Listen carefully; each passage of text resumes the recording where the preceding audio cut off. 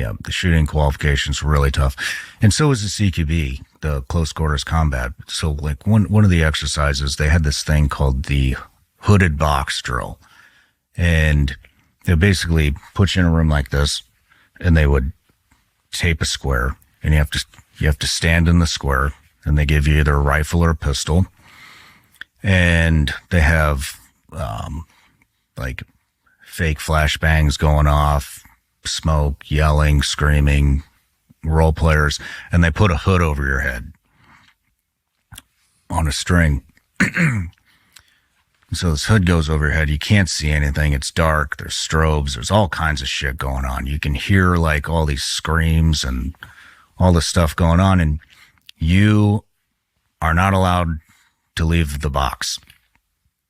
And so they set up the scenario, and they lift the hood over your head, and then you have to deal with the scenario. So, like, I think the very first scenario, put the hood over my head. There's all these people in there. I can hear them. And they lift the hood up on the string, and there's a guy like closer than from me to you right now with a gun, with a rifle. As soon as the hood goes up, he snaps my head.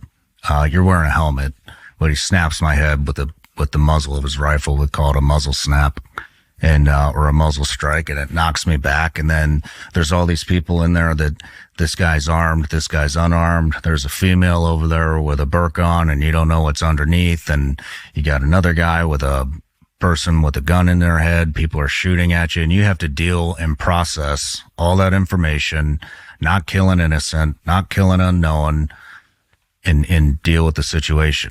And then they call you back to your box, back to the box. And it's very unemotional. They're not like, hey, you could have done this better, or why didn't you do that? It's either get the fuck out of here, or we're going to run a scenario. And then you come back to the box, and they put the hood back over your head, and then lift the hood, and you're in a totally different scenario. And it might be the next scenario they lift up, nobody's shooting at you, everybody's calm, or people are yelling and shit and shooting their guns up in the air, and you have to figure out who's a threat, who's an unknown, who's an innocent, who's a blue helmet, which would be an asset of ours. You obviously can't kill the asset, and so they run you through a number of scenarios.